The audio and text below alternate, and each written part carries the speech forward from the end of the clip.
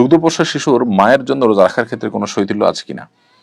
যে মা দুগ্ধপোষ্য শিশু আছে তার জন্য রোজা না রাখার আলাদা কোনো অপশন শরীয়তে নেই।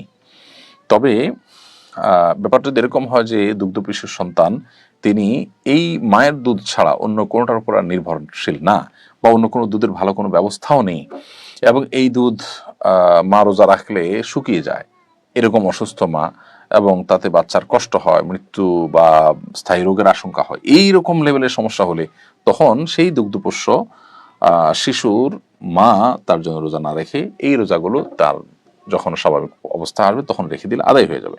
সাধারণত এরকম জটিল পরিস্থিতি হয় না।